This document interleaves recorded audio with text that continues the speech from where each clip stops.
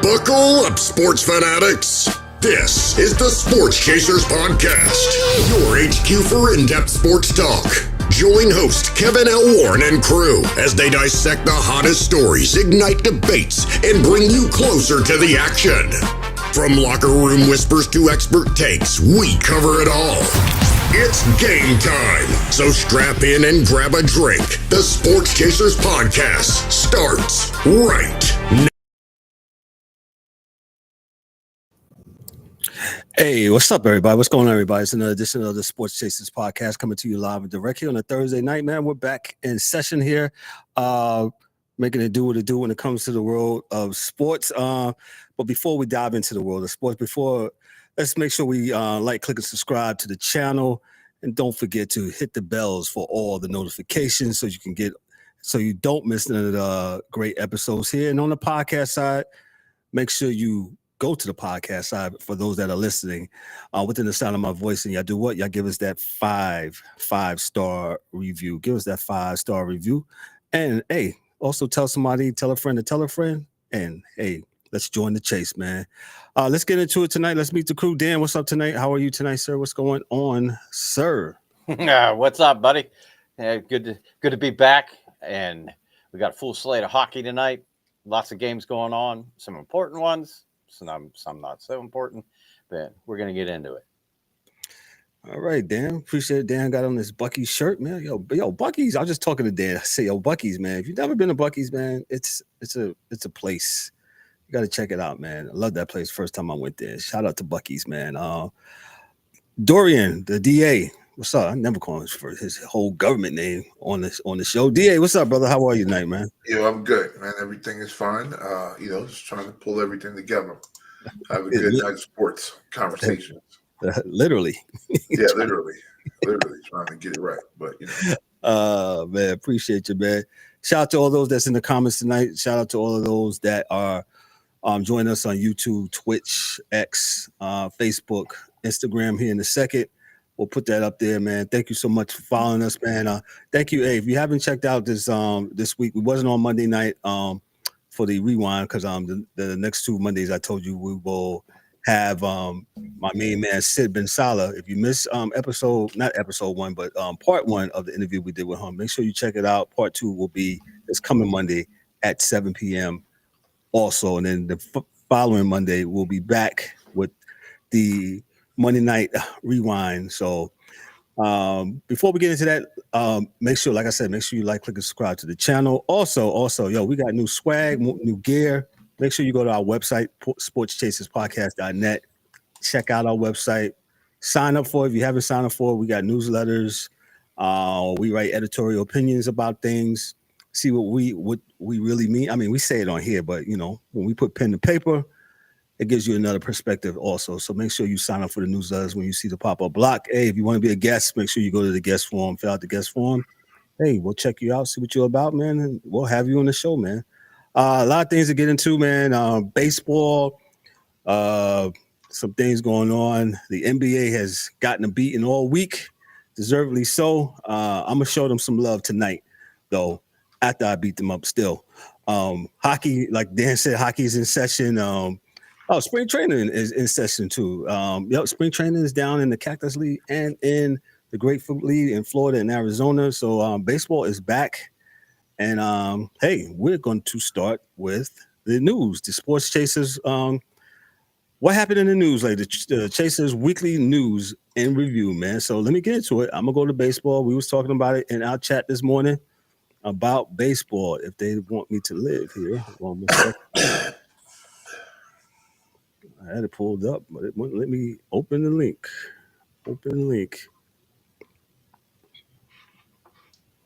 So hold on a second here as I try to bring it up again.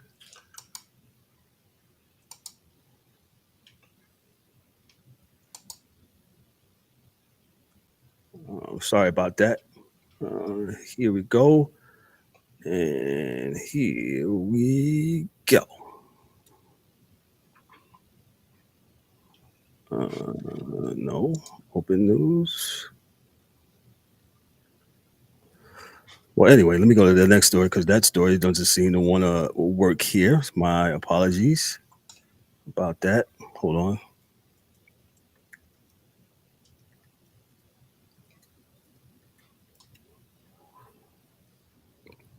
And so this is from Awful Announcing. I am sorry for the delay here.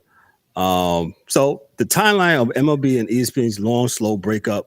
Those of you who haven't noticed that ESPN and MLB, they pretty much broke up over the last week or so. And let me just read it here. And this is from Awful Announcing. ESPN and Major League Baseball stunned the sports media world when they both announced an opt-out of their current rights deals after the season that was scheduled to end in 2028. Although there were rumors and reports of an opt-out may be coming, the reality of baseball no longer airing on ESPN is a shock to anyone who has watched the network over the last 30 plus years. But as ESPN changed and the sports media world changed with it, so did the standings and influence of baseball on the network. Given the statement released by parties involved, there's definitely some hard feelings at play from MLB side, from the MLB side specifically as they feel they were slowly pushed aside by the worldwide leader of sports. Man, this is a good one right here. And as a look at the timeline of the declining relationship shows its fairly accurate assessment. For the last decade or more, MLB has been in standing slowly decline as flashier topics and more explosive debates ruled the day. And in the end, the two sides drifted further apart. And then what was reconcilable in their current television contract. In the early 2010s, if you turn on ESPN at any point in the day, you have about 90% chance of seeing two sports discussed. Man, I feel like I wrote this article. Football, basketball. Specifically, ESPN spends much of its time talking about the NFL and NBA, with college football also getting a ton of airplay in the fall. You know what? Mistakes don't happen, man. It was meant for me to read this article instead of the other one. This didn't happen overnight, but gradually as takes began to rule the day and the highlights were de-emphasized, the 24/7 news cycle of the NFL and the NBA began to dominate the daily sports conversation. For the NFL, it was only natural given the sport had supplanted baseball as the national pastime. That's true. That's what I'm saying. For the NBA, the off-court drama following the league's superstars has been a constant church going all the way back to the decision of 2010 of LeBron James. And perhaps the moment when LeBron James took the talents down to South Beach was a turning point of the daily sports conversation. For whatever reason, baseball hasn't been able to match the popularity of the NFL or the interest of the NBA to warrant regular coverage around the clock at ESPN, and it faded further from the spotlight, and its presence became less significant. Late 2010s, end of Baseball Tonight. For years, it was impossible to think without Baseball Tonight. I'm going to start reading here. The program aired nightly on ESPN beginning in 1990 until coming to the end in 2017. After a run of layoffs in the network, the layoffs hit Bristol's baseball coverage particularly hard. The network let go of the analysis of Dallas Braden, Doug Glanville, Raul Ibanez, Jim Bowden, and Jason Stark. For a time, MLB Network's Intentional Walk was even syndicated on ESPN to try to help fill the gap, but that didn't last long. I'm going to stop right there. I'll go back to it some more. Listen, in fact, let me give the credit. This is from Awful Announcing. I forgot to give the credits. Remember all the articles we discussed, the links will be in the description. This is from Matt Yater from Awful Announcing. Listen, I'm going to start off first here on the panel. I felt like I wrote that article because Mr. Matt Yater is absolutely positively correct, man. How baseball in the early 2010s, it was on every day. People discussed it, and as the article alluded to, once they started doing the debate shows and things of that nature, I guess those were hot and flashier topics. Baseball went out the window, and they didn't really discuss it as much. You even have people such as Colin Cowherd said, nobody likes baseball. Nobody wants to see Detroit against Minnesota on a July 9th day. So I strongly believe the media absolutely did a good job of de-emphasizing baseball. Now, baseball didn't help itself by, having the shift and making people where you couldn't score runs, and all you would get was a strikeout, or you get a home run. So baseball didn't help itself. Lately, they haven't been helping itself. I'm geek with the pitch clock that speeds things up. There's no more shifting. So if you do shift, it's a legal shift. You will get the batter will be awarded either a base or so. But baseball has done their thing, and clearly, I'll go back to the rest of art. Rob Manfred basically said to ESPN, "Yo, this marriage ain't working, man. Y'all not even discussing our sport." And me and DA and DL will be up next. We always said, "Yo, why is ESPN why is MLB just hanging around and just letting this? We're just gonna play your game, but we're not gonna discuss your sport none of the day.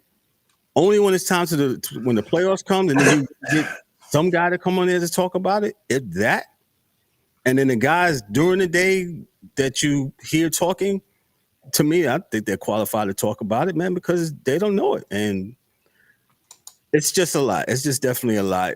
This is a lot to cover. DA, go ahead. What you got on this? Well, I think you said it earlier in the day, man. It made it crystal clear. This is a business decision, and it's fine. Yep. This is the decision that they made. But I do think that it was a calculated thing, right? So the guys that hosted the debate shows did not know baseball.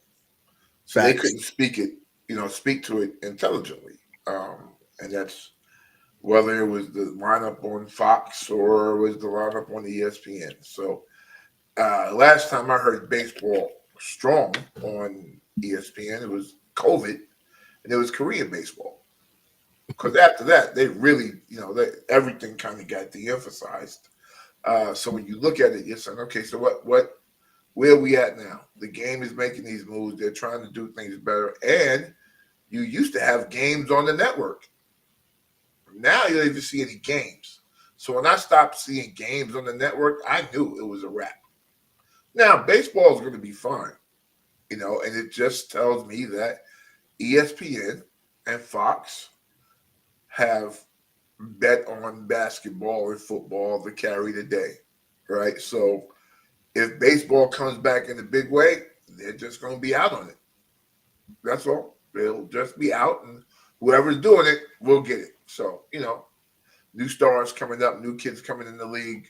This is what has to happen. And especially with the advent of, I guess you'll get to this one later, baseball talking about having a cap and a floor for the next collective bargaining agreement. Yes. So that's going to change everything, man, because it's going to mean teams at the bottom are going to have to spend money.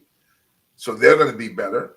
Yeah. And teams on the top, will be, they'll be who they are, but the gap won't be so wide. So it'll be almost like the way college football went, right, where everybody was pretty much, at least if you were in the Power 5 conferences, about the same as far as how good they were. So it's interesting. We'll see, man. We'll see how that bet for ESPN plays out for them. And I think ESPN is also bringing on the WNBA even more, which is good. They have to do that. I heard a crazy thing today that Caitlin Clark was responsible for 14% of the WNBA's money last year. 26, I believe. That's 14, Dan. I just watched it. I don't know. You could be right. I don't know. I'm not drinking anymore, but yeah. Okay, between 14 and 26. We'll split the difference. But yeah, so we'll talk about the WNBA, but they have to do something they haven't done before, and they may have to reach out to other leagues to get some assistance on the best way to do it, because they're going to have multiple stars coming in the league within the next 3-4 years, and they have to find a way, like the NBA used to do, is to give everybody their shine. Like in the 80s, it was not just Michael Jordan commercials; it was Michael Jordan, Patrick Ewing, and everybody had a commercial. Like Nike made sure Barkley had one with the Public Enemy stuff. And, remember that? Yes. So it's they'll have to figure out how to do that with everyone. And they'll be fine. It's not the hardest thing to do. I think they'll be just fine. And to piggyback on what you were saying, though, you know what? Yeah, that's cool. They made a business decision, and and ESPN did, and they didn't want to get on them 500 mil racks, and it was like, nah, we're not even paying for this other sport. That we're not gonna give you that. So I guess that was their thing. Go ahead, Dan. You have something? Or well, no, I got a good analogy. Go ahead. What ESPN reminds me of. So I believe it was 1980. There was a certain channel that came on the cable box for the first time. And what was it called? MTV. What did they do? They played music videos all day, every day, all the time, forever. All the time, yeah. They emphasized the music and the artists, and that's what their channel was built on. Kind of like ESPN. First it was all about the players, the sports, the games. Back in the day, because they're doing like as much as baseball is getting poo-pooed on, so is hockey. Because they got a bunch of games on ESPN Plus if you want to watch it, on your computer. But once a week, maybe they have games on TV. Maybe. Do they talk about it at all? No. So, for Major League, that's a great point. Get out, get to a different network, get somebody that's invested in your sport to promote your sport, talk about your sport. That's the forefront. And now you see what happened with MTV. They went the route of reality TV and all these BS shows. Yeah, oh God. What's ESPN now? Bunch of drama BS shows. It's not about the sport anymore. Yeah, not at all. It's not about the games. Dan, that is an awesome point you made. Man, I even think of it like that, and that's so true. Yeah, MTV. Yeah, back in the day, you watch it. I'm on my MTV, right? I want ESPN. We got our sports. We had Sky. I mean, you look back to like the playoffs back in the day when the NHL was on ESPN. You would have games every day, or 2 games a day, on ESPN and ESPN2. And back then, that's the only 2 channels they had, was those 2 channels. But they would highlight and play those playoff games every night, in the first round, because there was games every night. Correct. Now, granted, this weekend was awesome. They had back-to-back Saturday and Sunday on both ABC and TNT. So, but that's once a week. Have Mr. Melrose and his mullet. Come on, man. You can't beat it. But it's ESPN to me it's doomed, in my opinion, because the rate that they're going and the cuts that they're making and everything else, they're not focused on the sports anymore. They're focused on all this BS talking and shows and whatnot, and talent in the building, not on the courts, not on the field, not in the rinks. Nobody cares about listening to a bunch of, people sit around and talk about the sport. They want to watch the sport. I think both can work though, if you do it properly, man. And I like the article stated, like I said, I swear, it sounds like I wrote it. They absolutely didn't. They just went with the hot stuff or whatever the case may be. And though I think baseball is still, like I said, baseball. They had some issues and they had some problems, man. I think they're addressing it properly. But there absolutely was some kind of de-emphasization, and I'm with DA. I don't think it was done purposely, but you definitely have guys during the day. As of now, there's nobody on the 4-letter network who can articulate baseball throughout the day. Well, Buster Olney is still there, I think. No, is it Buster? Yeah.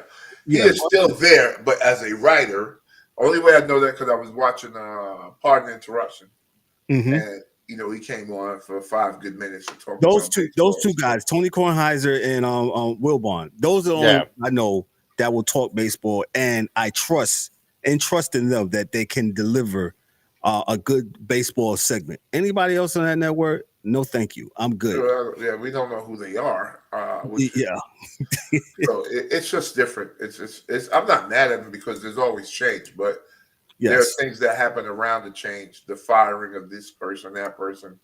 You're trying to save money, like they made this. Well, they cut a lot of folks because they're trying to save money, right? So Berman and these guys are not there as much because they don't want to pay them. Bob Lee and these guys, Stan Verrett. The other dude that they sent out there, Kenny Mayne. Yeah, listen, and I'm not saying this new folks are not good, but it's just like I say in basketball, how you would like to have old guys there to teach the new ones how to be good. Yes. So what they did was say, okay, we're bringing new people. We're going to let them come in with their style and do their thing. The reality was that Kenny Mayne, Oberman, Patrick didn't have a style. They were just goofy and funny, and not trying to. They weren't telling jokes funny and relatable. Funny. It was just funny. So someone would hit a ball and another guy not catch it, and Oberman go, duh, you know. But that's what we do, right? Duh, and it became a thing. You know, it wasn't a thing where he was trying to be funny. So we'll see if these new guys. Well, I won't see because I don't really watch ESPN. But I hope it works out for them because I think there's some good people still working in that building, I suppose. Right? I would think. I don't know. I don't work there. I think there's some cornball stuff to me because baseball deserves a chance. And everyone that said baseball's not this, baseball's not that, and then every year something big happens in baseball and you're trying to find somebody to come on the show to talk to you about baseball. Every freaking year it happens. So there's still stars and there's still players and they're still playing. So right. I just, I think for these folks that poo-poo baseball and say it's not important or it's regional, if you're so important, you could make the game important again. You essentially could talk about baseball if you're so popular, and that would raise the eyesight of baseball. So yeah, people start watching it more. If Colin Cowherd talked about it, if you're so big and bad, then you can do that. But you're not. So, you're just talking crap. Well, that guy, he talks out of both sides. I'm just saying, that's not just him, but all of them. Everybody who has a problem with baseball, except for Mad Dog will come on and talk about baseball a bit. Yeah, I forgot about Mad Dog. But he's talking to himself. I don't watch it, so I don't know, but I know he does it. So when I do watch it, you're right. Mad Dog is an encyclopedia, bro. Yeah, especially when it comes to baseball. Yeah. A lot of people I heard sometimes in the remarks like, who's this guy? I said, well, obviously you have not known this guy. I've been rocking with Mad Dog since 1988 when WFAN came on in the air in New York. Yeah. Oh, like you say, he's a wealth of information, and I'm not mad either. This is great. If you're not going to be with if marriage doesn't seem to be working, two sides come to a decision. Like, hey, I don't think this is great. So baseball takes their ball and goes somewhere. ESPN doesn't spend their money. Everybody's happy. Everybody's good.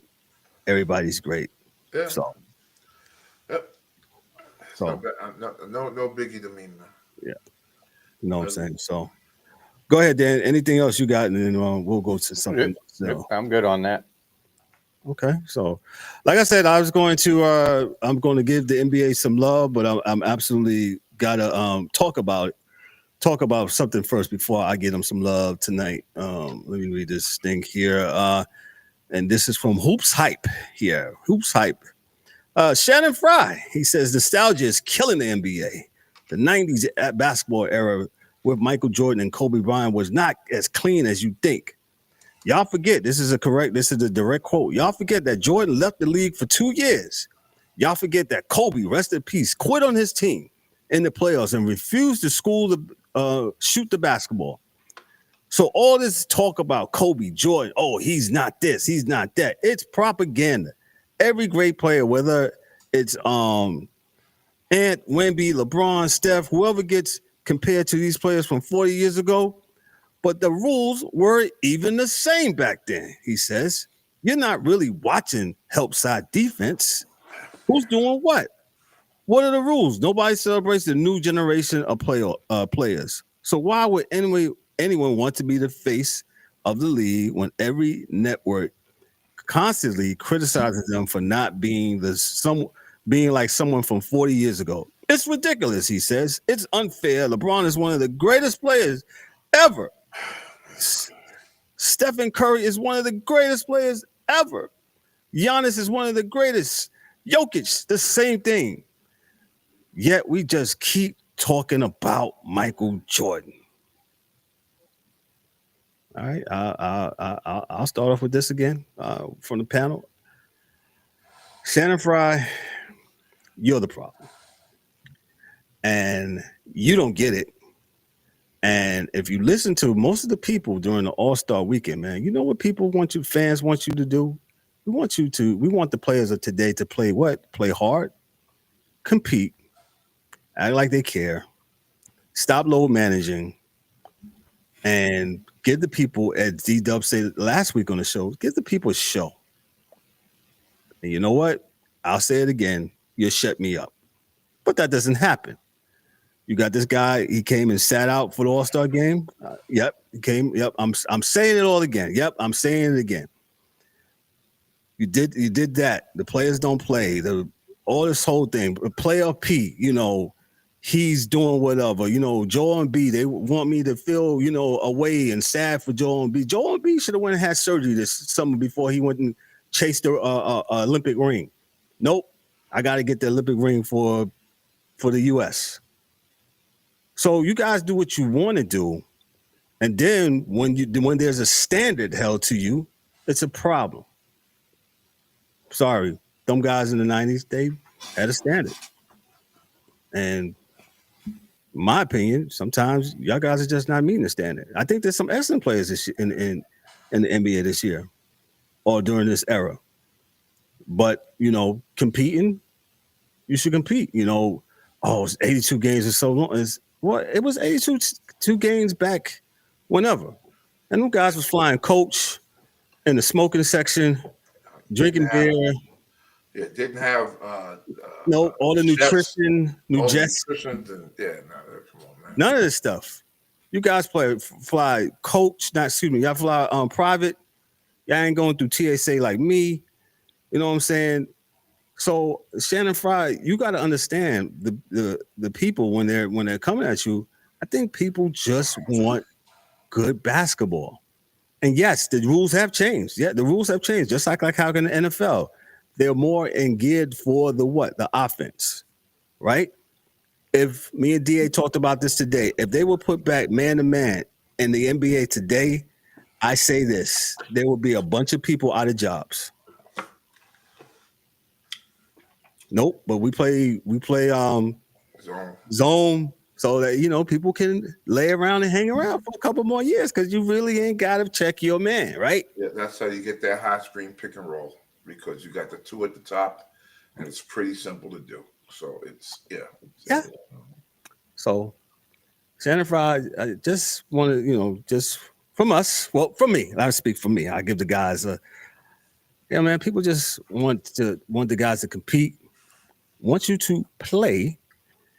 Don't load manage. Don't cheat the game. And don't cheat yourself, man.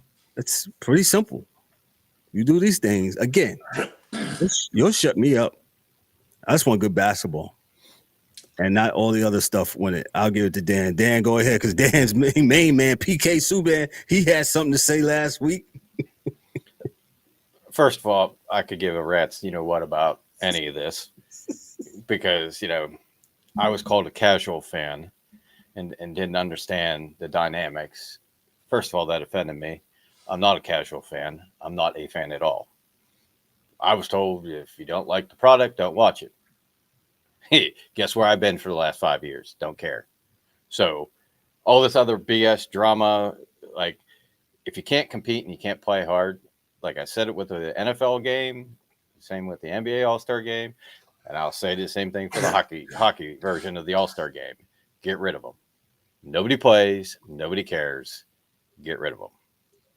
And at the end of the day, you want to, hand out the, All-Star award at that time of the year, have fan voting and all that other good stuff to have, to say you made an All-Star team. Fine. You can do that. But quit wasting everybody's time. Yeah, you can still have a first team All NBA. Yeah, you could pick 15 players on each East-West as your All-Stars, but that doesn't mean you have to play a meaningless game with no effort. It's like people just posting up from, wherever on the court and just firing up shots. There's no defense, and it's and the NFL, they want the flag football, but same thing with that. Care less. Don't watch it. Don't turn it on. Yeah, like as he says, vote with your dollars. They NBA All-Star game, 4.2 million, less than Judge Judy. These Damn. facts. So even if you get rid of the NBA All-Star, here's my point with Shannon Fry. Yeah, the All-Star game. Okay, boom. Y'all don't play the All-Star game, but it's the other stuff too. The 82 games. You know what I'm saying? oh, this is the problem. Hockey plays 82. If you don't care, why should I care? I think Dan Patrick said that the other day. Why should I care? Y'all don't care? Make me care. But if y'all don't care, why should I care? Go ahead, DA. Let me jump in here for 5 minutes. Let me get 8:08 right now, right? 8:06. All right. Oh, we good. Yes, we are good. No, I'm not gonna curse. That's okay. Auntie's on right now, so I'll never do that with Auntie on. Okay. This is the reality, fellas. And Channing, to you, sir, straight. Oh, yeah. Which camera am I on? This one? Okay. All right. So Channing, listen, man. You rich guys, and this is not. I wish I was rich. I keep it very funky with you, man, but I'm not. You're an ex-NBA player. You were entitled when you played. You were entitled your whole life. You are so divorced from the common man going to a basketball game that you couldn't possibly understand what we're thinking. You probably haven't paid a Con Ed bill in 30 years. Well, I say Con Ed, just mean electricity bill. You probably got an accountant doing all that for you, right? But what we're saying is, as regular fans, we're not seeing a product worth our dollars. It's not about comparing them to the old school dudes. Got nothing to do with it. All it has to do with is effort. We only harken back to use those guys as an example. We're not saying you got to do exactly what they do. We got to say just do something like they do. Facts. That's all. That's what we're asking for. Because remember, the kids that are watching this never really looked at the old school guys. So there's no reason to worry about old farts like me saying it because no one cares, right? The what's being said by the folks on television right now, the talking heads like us, is just a talking point that's popular, because the numbers of the game were so bad as opposed to the numbers with the hockey game. So they're just, ESPN is just saying it because it's a talking point to be used. Because there's nothing else really to talk about, at least after the All-Star weekend. The point is this, guys. Jordan and those guys did what they did because Dr. J and those guys did what they did. Because Connie Hawkins and those guys did what they did. Because somebody else did what they did. So the point that we make is that you're standing on someone's shoulders. Act like it. That's all. You're here for a reason because of a reason. Act like it. If you don't want to play, as Dan says, let's just understate the game out of the game. Like, hey, we don't need to do this. It's a weekend. We can just go sleep for the weekend and then come back recharged and play. Don't need to do any of it. You don't compete in the dunk contest. And I'm going to get to that in a second, right? So the leaders of the so-called league right now are not leading.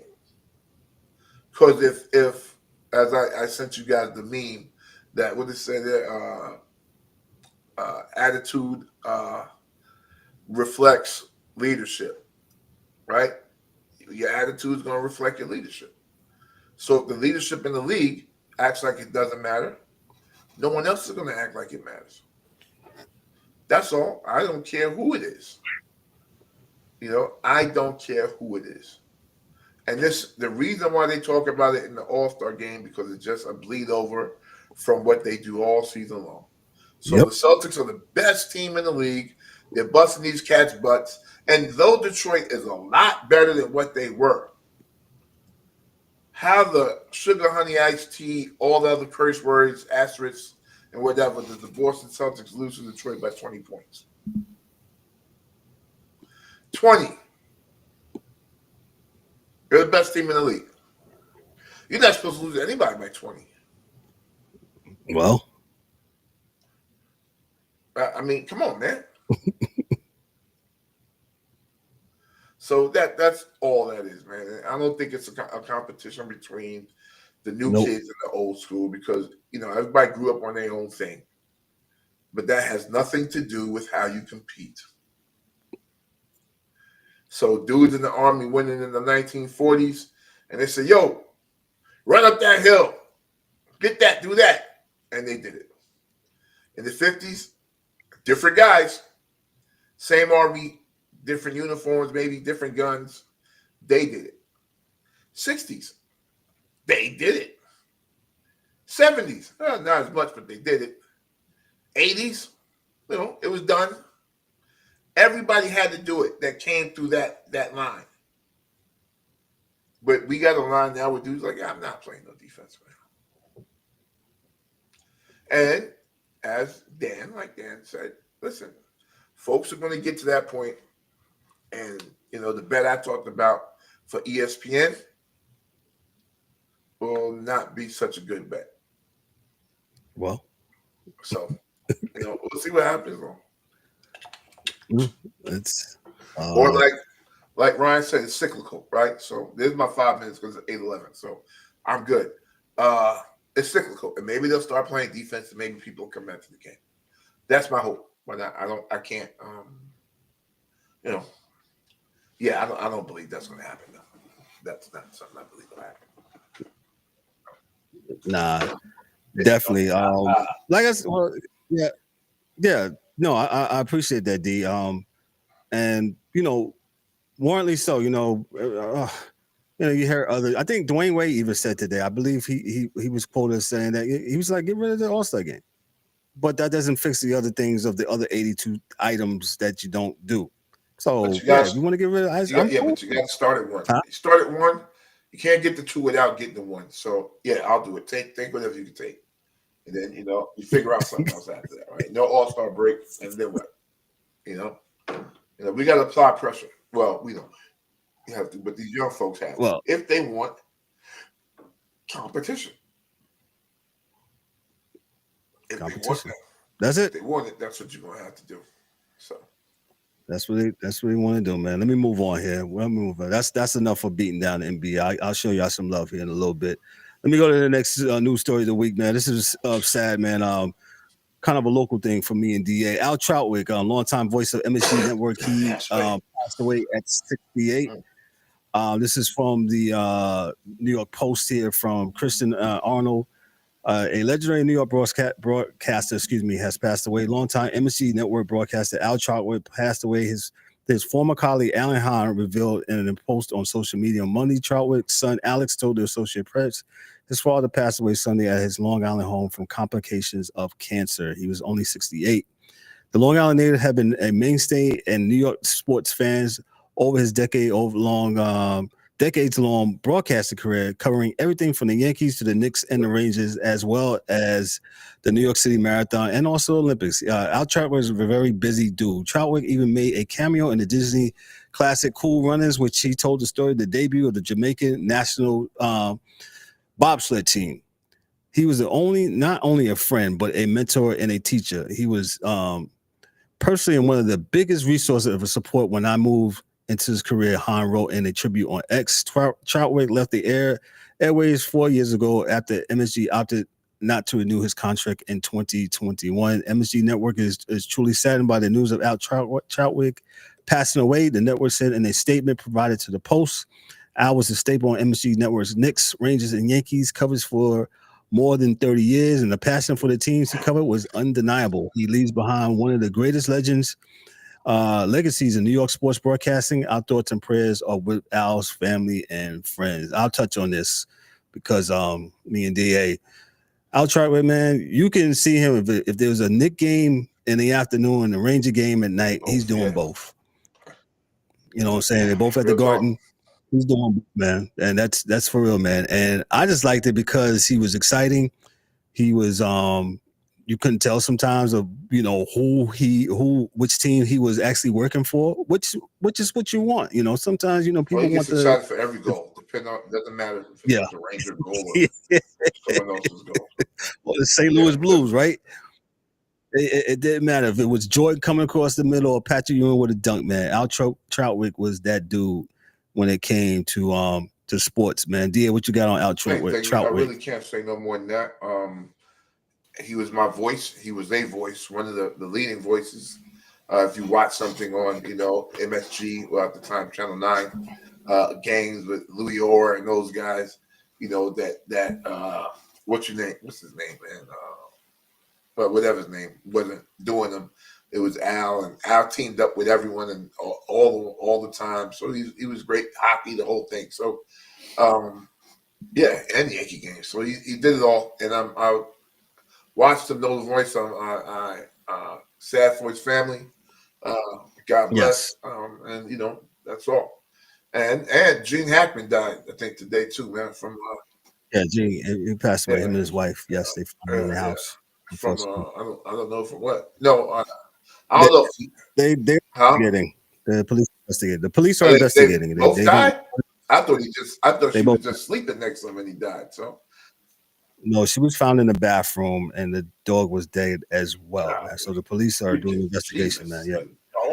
Yeah. Gene Hackman. If you Hoosiers, I know I'm.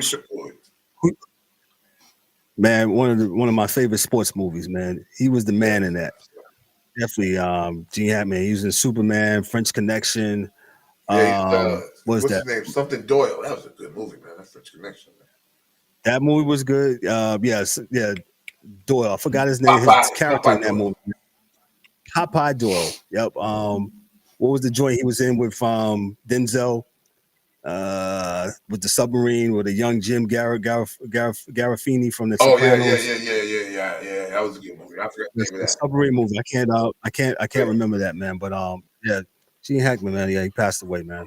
And his wife, man. That's kind of unfortunate, man. Let me go on here to the next news story. And the DA, he's probably going to love this one here. From Ian Castleberry here from Yahoo Sports, Boise State running back Ashton Jeanty views as the top prospect of his position for the 2025 NFL Draft will not work out for teams. That's right. This week reports NFL Network's Tom Pelissero. However, Jeanty's agent said that his clients will take part in medical evaluation and team interviews. The running back will participate in on-field drills during Boise State's Pro Day. Jeanty, 21, rushed for 2,601 yards and 23 touchdowns last season for the Broncos. That rushing yardage led the nation and left Jeanty 28 yards away from breaking Barry Sanders' record for a single season. He finished at the runner-up Heisman voting and won the Maxwell Award and the Doak Walker Award for 2024. That's all I'm going to read. It looks like that's the trend that's going on. What's his name? Marvin Harrison Jr. He didn't do it last year. You see Sanders is not participating. Is Cam Ward going to do it? I have not heard. Cam Ward's going to go Saturday. So, top players, they say, hey, look at the film or whatever the case. There's difference of opinions on it. I know DA has a very strong opinion on going to the top line. I will give it to him. But before I give it to him, shout out to all those that's in the chat. There's something wrong with my chat, and I can't see you. We know that you're there, but thank you so much. But there's something wrong with my chat. My chat keeps spinning. I'm trying to fix it as I am working here. So shout out to you. DA, go ahead. Yeah, the combine is stupid. There's no reason to go. The only reason they have it is to make money. Unfortunately, when you have to go to college for 3 years, if you don't have enough film on a kid by then, you're not doing your job right. So there's no real reason for you to go to the combine.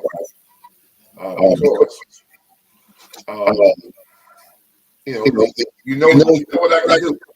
I've been there 6 years, so no reason for me to go run up and down and maybe hurt myself. So no, not me. And I got to go. I don't know what happened, but looks like I fixed it. I thought I fixed everything. Dan, go ahead. Huh? Go ahead, Dan. We'll work on DA stuff. I mean, if you look at the combine, like for the top players, like DA said, if you don't have enough film and have a good idea what they're about, you're not doing your job. The combine, I think, is more for the guys that maybe weren't stellar in college or in the trenches, and it gives them ability for them to showcase what they can do. So for that, I agree that they should probably do it, but we see the trend. And it's funny too. What most people don't know is that for the smaller schools, there are regional combines all around the country. Facts.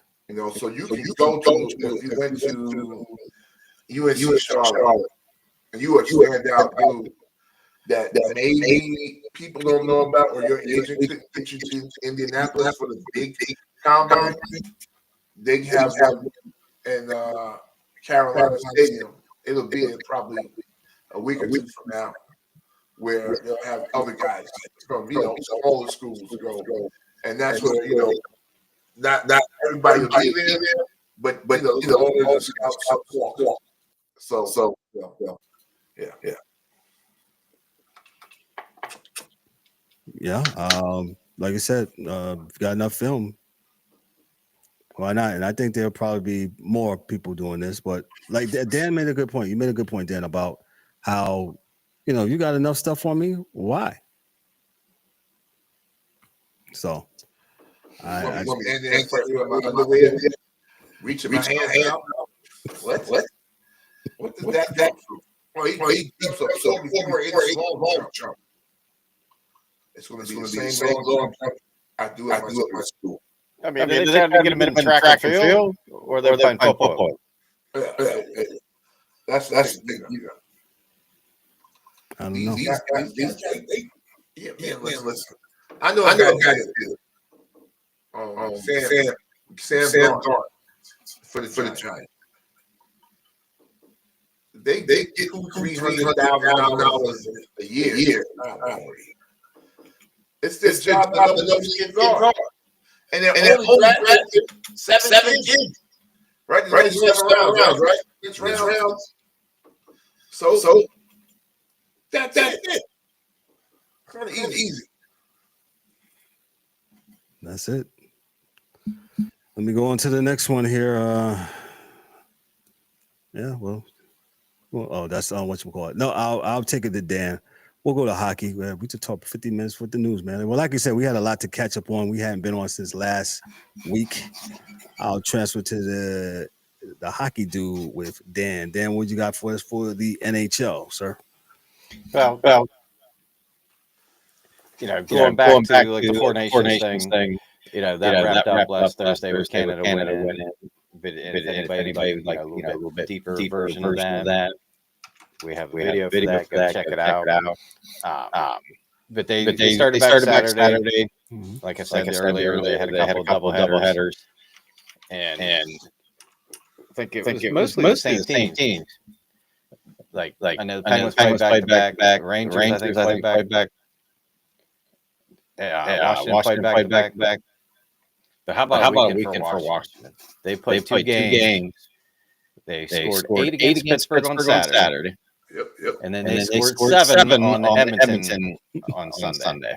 15 points. The crazy part was if you would have saw the box score, they won 8-3 against Pittsburgh, and Ovechkin had 0 points. It's absolutely crazy. But then he made up for it on Sunday when he scored the hat trick against Edmonton. But going into, we'll do like a top 12 and a couple honorable mentions for the power rankings. So far, I got the Jets leading the way, 42-14-3. They've won 11 straight. And this team has just been on fire. What's crazy is I was looking at just kind of the stats of the team. Kyle Connor and Shifley are leading the team in scoring. But I looked at Holloway's stats, the USA goalie. 36-7 so far. A 2.02 goals against, a 926 save percentage, and 6 shutouts. Yeah.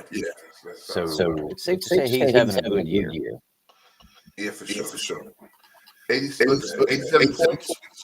They are what's that? 9 up on everybody else in the Central. Yeah, they're doing probably the top team in the West right now. Yeah. But then I got the Capitals at number 2. They've been 5-2-3 in their last 10. They had 2 good games over the weekend, but I believe they lost to Calgary 3-1 the other night. And they are playing tonight on the OV track. He's 12 short of breaking the record. And I believe they got 24 games left. So he needs one every 2 games. I just hope it doesn't happen the last game of the season against Pittsburgh. Hope he has him by that. With that being said, though, I got the Stars, number 3. They're 7-2-1 in their last 10. Number 4.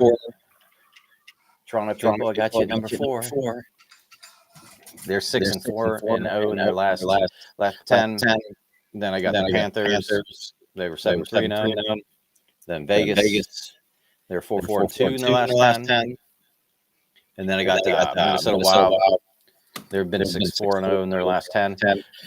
And they've been out with their arguably best player, Kaprizov. So they've been hanging around there, staying in the playoff. Hunt, we're just waiting. The Wild are waiting for him to come back. Hopefully, he'll be good to go for the playoffs. At number 8, I got the Oilers. And I feel kind of bad for the Oilers because they're 4-5-1 in their last 10, but they're 1-4 in their last 5. And they're kind of on the East Coast track. Because they got beat by Washington. Tampa beat them. I'm trying to think who they play. They don't have a good trek out east. No, that's tough for a West team, especially that far west in Canada. Right. Yeah, it's kind of like football teams out west, kind of California teams coming east. Yeah, they got beat by the Lightning on Tuesday night, Caps on Sunday, the Flyers Saturday when they came back. That's rough. From so they're 0-, yeah. What's the rest of it? They play Florida right now. Yeah, it's 1-1 in a second. But then after the Oilers, I got Colorado. They're 6-4-0. And then the Lightning, they're 7-2-1. They've won 6 straight. That's probably the second hottest team in the league right now. And then I got the Kings, and I got the Devils. The honorable mentions, I got Detroit and Columbus. Both of them right now are in the playoff hunt. And they're playing each other right now. Columbus is up 2-1 in the second. But right behind was it Detroit and Columbus got 66, and then Columbus 64, and then your Rangers 62, Ottawa 62, and Boston 60. So they're going to have to play their rear ends off for the last 20 plus games, right? 24, 25 games, whatever. But get some fresh faces back in the playoffs. And we got the trade deadline coming up. That's March 7th, which is next week. Not this Friday. Next Friday by 3 p.m. And usual names are up, that we've been talking about. And we'll have to see how that goes as far as teams that are sellers, teams that are buying.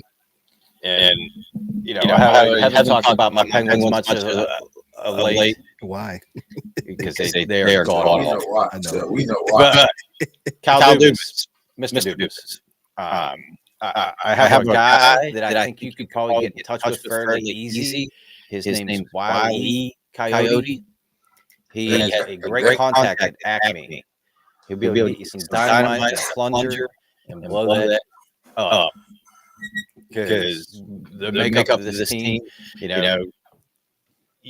know PK ruffled a lot of feathers with the NBA, but he also ruffled some feathers, within the league, talking about the Penguins and Crosby, and it's criminal that the lineup that they have when he's still playing at a high level. He did say that on, what was that, Saturday? Saturday. It was. Saturday. Yeah, it had to be Saturday. Yeah, Because Saturday. TNT was Sunday. Yeah. But he has a point. Like Carlson Letang, same player. One plays less defense than the other. He's the kid we got from Jersey. His name's escaping. Let me look at the roster real quick. Because he's been a bust since they signed him. Ryan Graves. Yeah, he just time to go. Right. And they're talking about moving Raquel. That's probably the best forward. You know, he's leading the team in points. Well, he's behind the team. He's leading in scoring, though. He has 25 goals. So it's possible he'll move. The biggest thing with them, you got to get a goaltender. Like Ned could probably be a backup, but not every day. Right. And Jari didn't pan out. And they got a couple young kids in Wilkes-Barre that are playing good. But they're probably two-way. And we got a boatload of picks. I think we got like 15 to 17 picks coming up in the draft. So either are you rebuilding or are you gonna try and make the playoffs? Like this year, the only team that's worse in the East is Buffalo. I think we got 55 points, something like that. Then ain't gonna cut it. So we're 7. About 9 points behind a playoff spot. In the way they've been playing, that's not going to happen. But I did see reading an article. I think it was Wisniewski on ESPN that the projected cap for 2026 is 95.5 million, and then 26-27, which is going to go 104 million. Projected, actually. And then 27-28 looks like 113.5 million. So that'll give some of these teams relief like your Vegas, Tampa, Pittsburgh, where they're up against that cap ceiling, and they can't really do anything. And it may bail out Toronto. You know, with all those high paid forwards, maybe they can bring a defenseman in. Because I heard one name I think was Shen, possibly the defenseman, going to them at the trade deadline, which that would help them because they have Tanev, but I think he's out, and it depends on how long he's out because he's probably their best defenseman because he can play all situations, penalty kill, power play, 5-on-5, good defender. But it'll be interesting to see what happens because I think a lot of these teams probably are not going to wait till next Friday. You'll probably see some trades over the weekend and early in the week. And then most of the other ones, it will be like depth, depth guys to strengthen your playoff roster later in the week. But, like I said, they've been going at it here since they got back from the little break that they had. And it's been, like I said, they went straight into back-to-back games over the weekend. Right. I think I watched 6 hockey games between Saturday and Sunday. Hockey drunk. Yeah. Oh yeah, I was having a good time. I actually watched Ovechkin against the Oilers, and of course got the empty netter for the third, but he had a nice play coming down the middle. Late trailer, guy found him.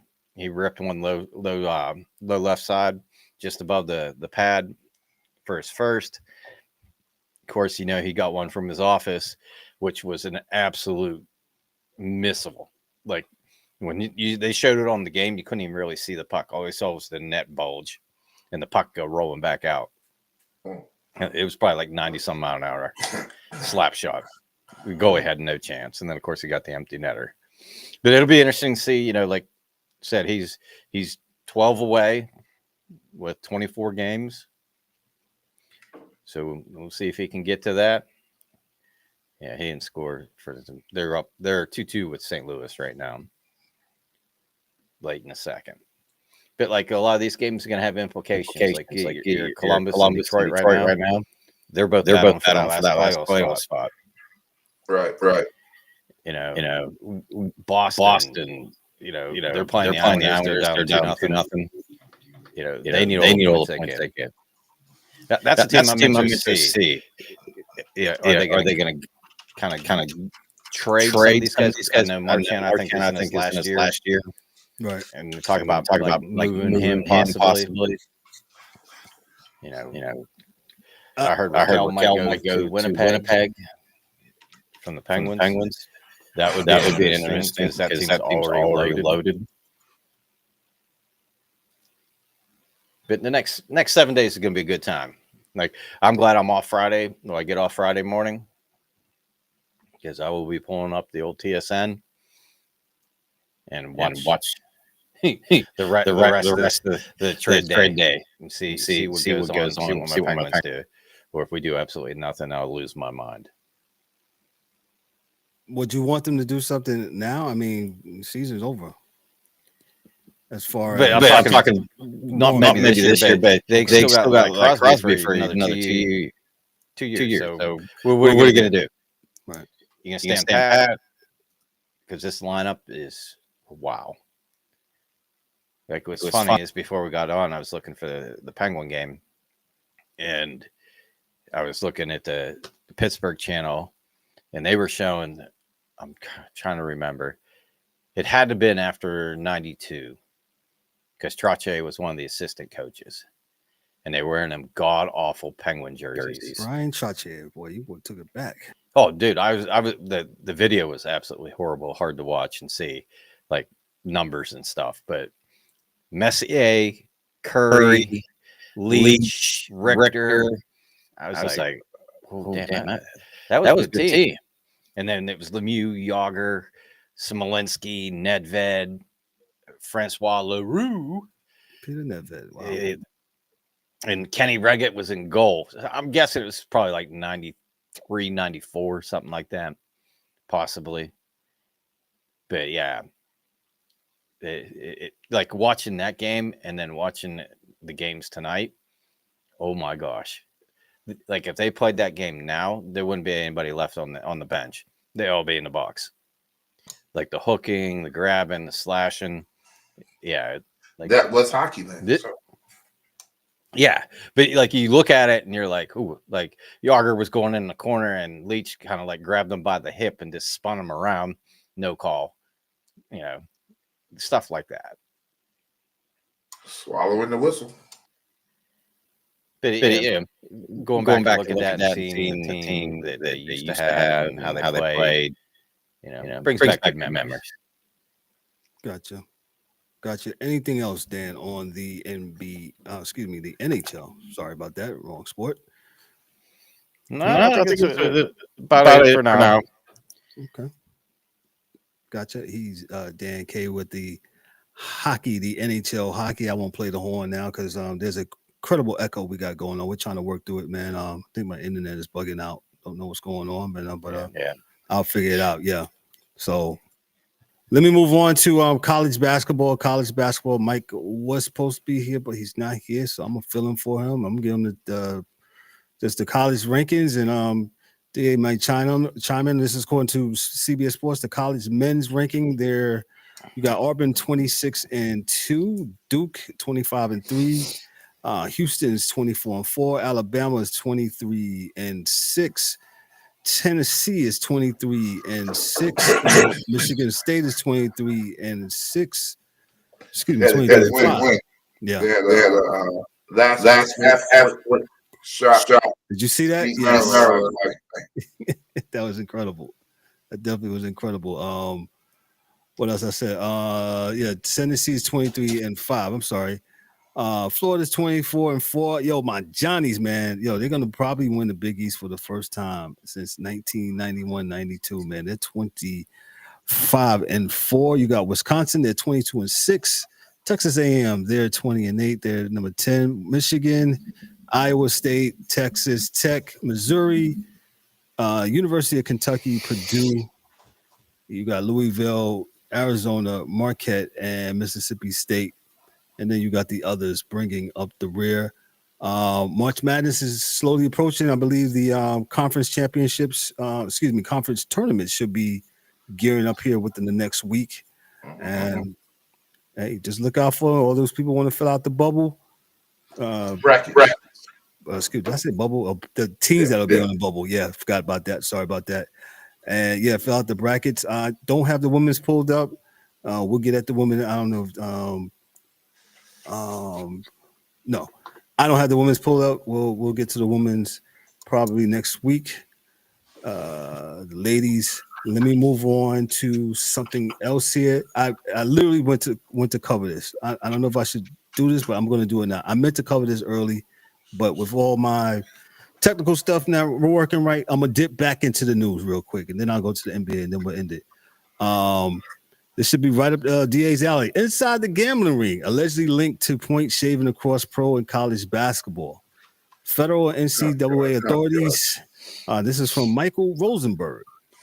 Federal and NCAA authorities are investigating potential links between the gambling ring that answered former player Jonte Porter and wagering on it at least 9 college games across last season and this season.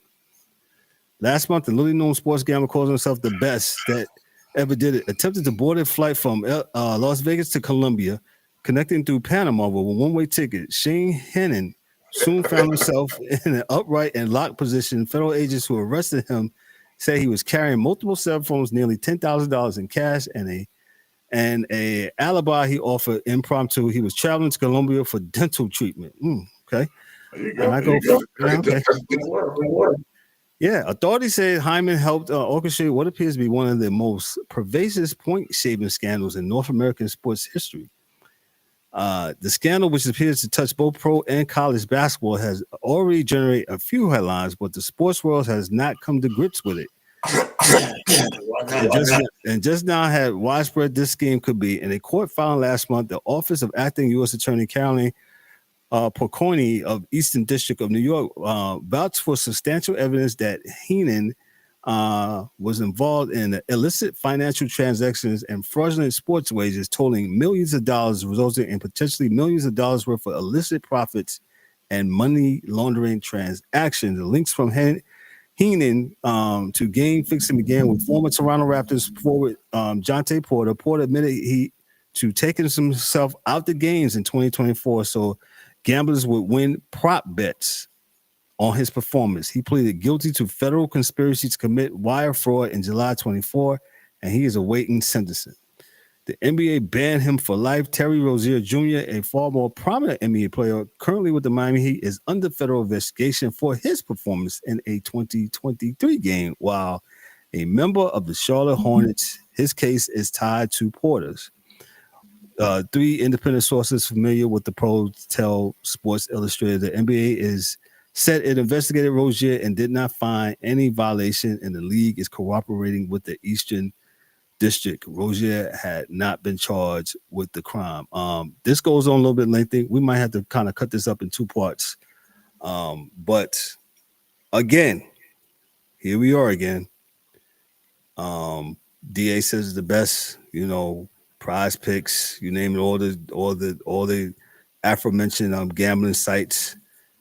All the sports leagues now are in bed with gambling.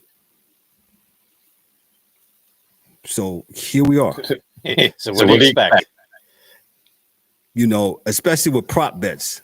Hey, I want to take myself out in the last 4 minutes. So he'll score. The empire, parents of impropriety. Sports will never get past again. It's over. When you get in bed with these betting dudes, you got in bed with unsavory people. Whether they're in the mob or not makes no difference. The fact that they are there and attached to your sport. Every time we see something funky happen, we're going to look at that. Whether we're right or wrong, we're going to look as a public. This is why I tell people that I am so ding-dang happy that the major league is using the computers to get the strikes. The strikes and the balls. because it takes anything else out the game. And I've even heard that there is a contingent of NBA, Major League Baseball players that want them to just put it in now. Give all the umps the heave ho, give them the thumb, get out, let them get out, and they want to run it from, just do it from the computer because it takes away any thought of impropriety.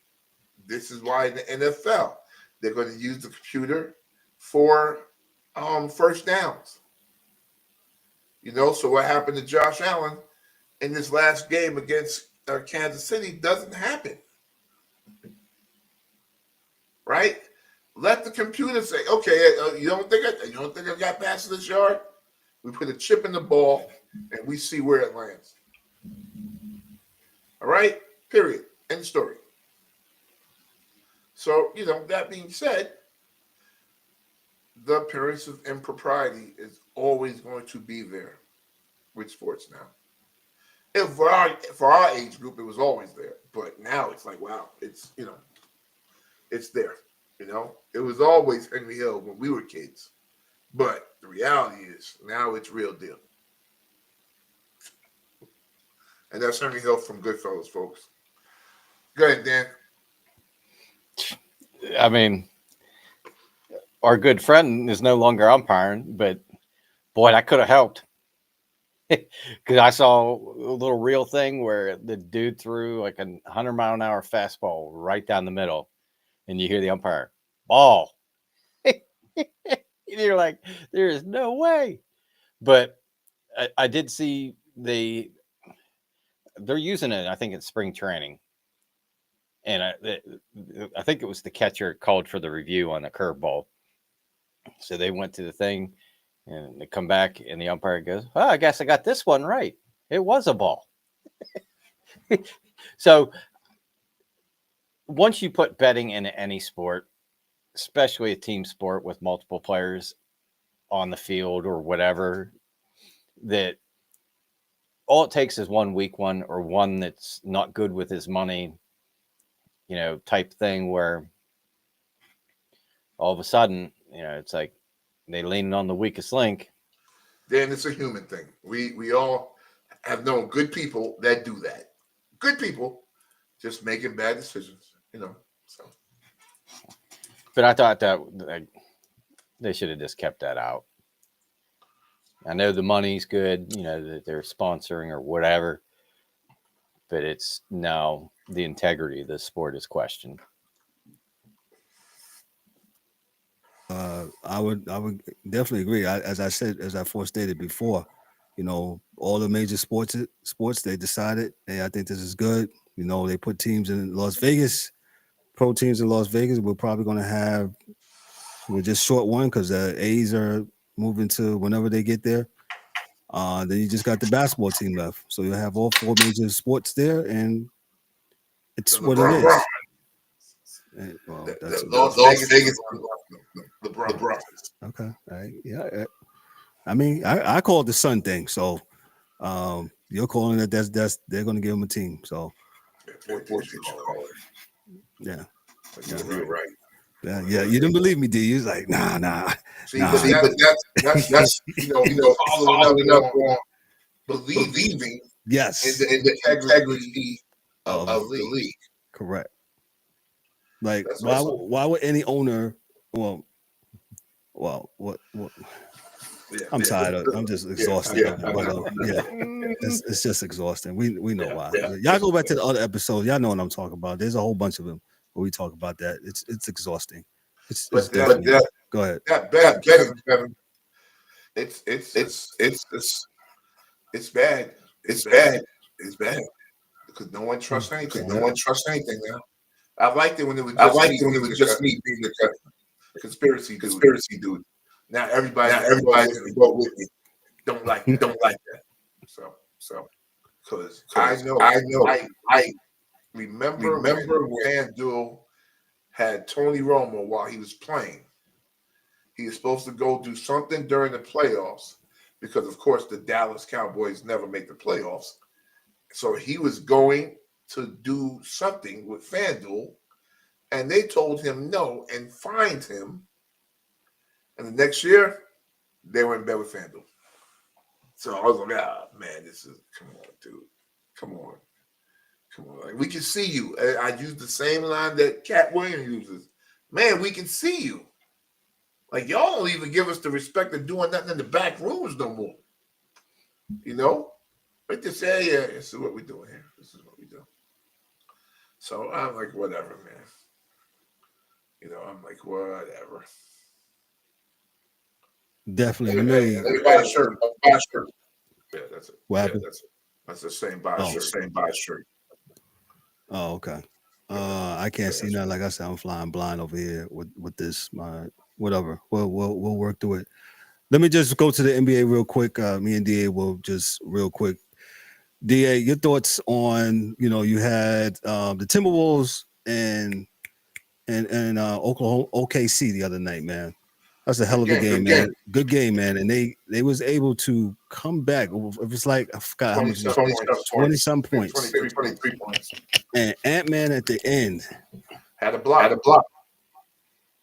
That was compelling basketball. That was defense. I'm sorry, I just made it look. That was defense, right? Yeah.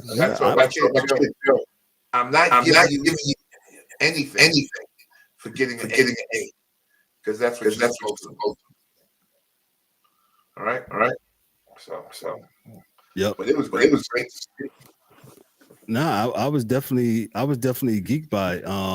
They was down by 20 points entering the fourth quarter. They was on the road. They was facing a team, and this is from Opa Stats, what I follow on Twitter, and facing a team with an 800 win percentage. No other team in NBA history has been in this situation and came back to win the game. Another thing from Automatic on Twitter, NBA teams in the last 20 seasons were previously, get this, 1 and 9,249 when trailing by at least 16 points with 3.45 seconds left. Less left before tonight. Kings and Timberwolves, man. And you know what? Go ahead. I'm sorry. The OKC star, which is a young team, will learn to keep their foot on your neck. 100%. 100%. Yeah, they better. So, shout out to OKC. They did their thing. Then we had this past week, Luka and the Mavericks, they hooked up. I shouldn't say Luka, the Lakers and the Mavericks, they hooked up. This is the trade. Luka's with the Mavericks now, and Kyrie Irving, he's facing his old teammate, and Luka messed around and got a triple-double, and they beat the Mavericks. Just by 8. Yeah, just by 8. I'm thinking here though. Everybody's going crazy about that, but I'm still not tapped into the Lakers with their size. And if any team with any size come through, it's a wrap for them. Well, what's going to happen? They'll play Dallas again in Dallas, and we see what happens. But I'm with you, Jeff. I don't see it. And not for the playoffs. No, absolutely not, man. Absolutely not. I wanted to touch on the Pistons. You was talking about the Pistons earlier, man. And what's that dude from the team? Shout out to the Pistons, man. The Pistons are 21 and I had my thing up there, like 21-9 since Christmas. Yeah. They've been balling out of control. 13 games straight. Say that again. 13 games straight. Yeah. And remember, they was last year and the year before last, it was an awful basketball team. They fired your main man over there, and then, who was coaching them? That was not Monty. Yes, Bickerstaff. Bickerstaff. Correct. Yeah. So that's it. Say that one more time. They got rid of Monty. Monty Irvin. Yes. And I said Monty Irvin. Monty Hall. Not the Hall. Yeah. Let's make a deal. Let's make a deal. But shout out to the Pistons. They're doing their thing. And the Knicks. I wanted to touch on the Knicks real quick. My Knicks. DA, looks like we can't beat a team that's really good this year. What's the problem? They're not really good. Oh, pretty simple. Yes, those we losing Hartenstein, a couple of those guys, man. That you had to give up something to get something, right? So, and Mike Mills, he said it. Defense. Yeah, we're getting offense, but if Mike was with us tonight, he probably would be saying, "I told you so." But things may turn around. So we'll see what happens. I'm not sure.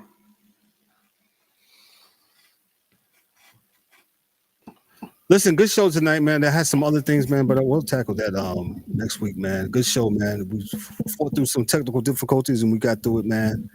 Part shots, I'll give it to Dan. What you got for us, sir? What you got for us? Man, this echo's killing me. But watching the Penguin game here as we're going, and they went down 3-0. They pulled Ned. He absolutely lost his mind, and looks like he was pissed off at the coach when he came and threw his shit down on the bench and started chirping at the coach. A little fire under the team because they came back and scored 2 goals right away, 3-2. And then our new fella came to the team, Obama, I think his name is. Couldn't hear what the call was, but it looked like he got a 5-minute major hit to the head or something like that. So now they're going to be on a long extended power play. But great show. There's a lot of stuff we need to get into. We're probably going to have maybe just a separate show for the W. I know it's a couple months away, but there's a lot of stuff going on with that. A lot of moves that were made over the off season. That could be a show in itself because there's a lot to talk about. And you know me, I love all kind of sports. And AMA Supercross is going on right now, and Daytona down your neck of the woods, Kevin. They're going to have the Supercross down there at the Daytona International Speedway this weekend. So that should be a good one. It always is. Looking forward to watching that after I DVR it, since I won't be able to watch it live. But that's about all. Good to see everybody. Shout out to Mikey and Eric and Daryl. I know he's working hard. Whatever. Yeah. Go ahead, DA. What you got? You know me, man. Make sure people take off their shoes when they come to your house.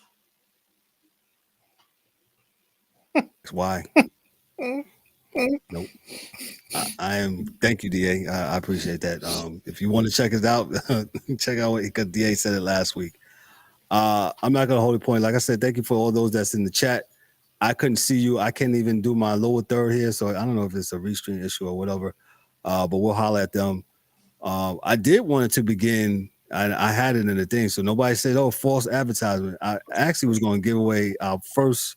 We was going to do our first trivia thing today, but my lower third is not working. As you can see, nothing was scrolling along the thing tonight. So we're going to push that back to next week. But we actually want to give away some merchandise, and we're going to start it with a trivia question next week. So basically, how this works. I'll put the trivia question down there in the lower third. You have to either go to Facebook, X, and I think our YouTube page, answer the question, and then we'll randomly pick the correct question. It has to be the correct question. So, yeah, we pick you and it's wrong. It's obviously we're not going to pick you.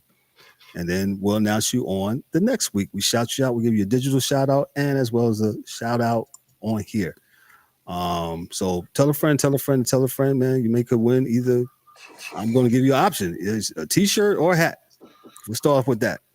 And it'll come straight for our fly merchandise gear that we have here on the Sports Chasers website. As you go to just go to sportschasers.podcast.net and you'll see some of the merch on there. You win you a hat or you can win you a t-shirt.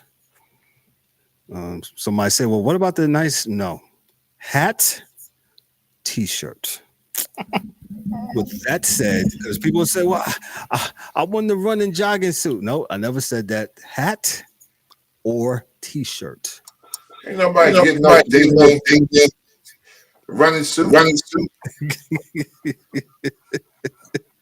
Maybe if I never. That's it. That's it. That's all. We'll get that to her. Absolutely. Thank you for all those that's in the chat. Appreciate y'all so much. I couldn't see you. Like I said, I'm flying a little bit blind, but we'll fix it. We'll work it out. And we're gonna get out of here. Listen, make sure you check out the second part to the interview that me and DA did with Mr. Sid bin Salah. Fascinating gentleman. He's definitely knows his stuff, especially in the world of international sports. Make sure you check it out, part 2 on Monday, man. So listen, I'm going to get on out of here on behalf of myself, for the rest of the missing crew, for Ryan, for D-Dubs, for the Angry One, for Mike Mills, and for Ryan. Excuse me, Ryan's not here. For Dan K, the hockey dude, and the DA, man. Yo, this is the Sports Chasers podcast. Y'all be good, be blessed. Yo, we'll catch y'all next week. Peace. That's a wrap for today's episode of the Sports Chasers podcast. Don't forget to subscribe on YouTube and your favorite podcast platforms, and connect with us on all social media channels for exclusive content and updates.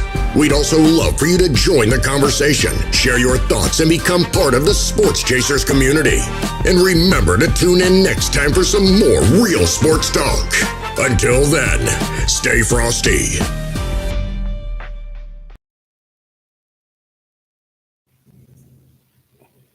Yo. Yeah, was your volume on your computer? Because I was wondering if it was coming through your speakers and going right back through your mic again, because that was driving me absolutely bonkers. No, I got you. No, it's everything is coming through here. Everything's coming through here. I usually make sure, because sometimes that does happen when I don't click on the thing. And because you're fine, but anytime when I talked or DA talked, like yes. I just kept hearing everything, but it kept screwing me up. Yeah, that's why I started pulling the earmuffs off. I'm like, I can't listen to this. Yeah. No. How about now? Can you hear it? I don't hear any echo now. Shit, then it must have been DA. You're fine. Like when you talked, it was fine. Right. If I talked or DA talked, what about now? We both echoed. Yeah, you're fine. So you don't hear nothing now. So no, that's why it's important that we get on and kind of troubleshoot stuff like that. Well, like when you put the chat up on the side of the screen, it was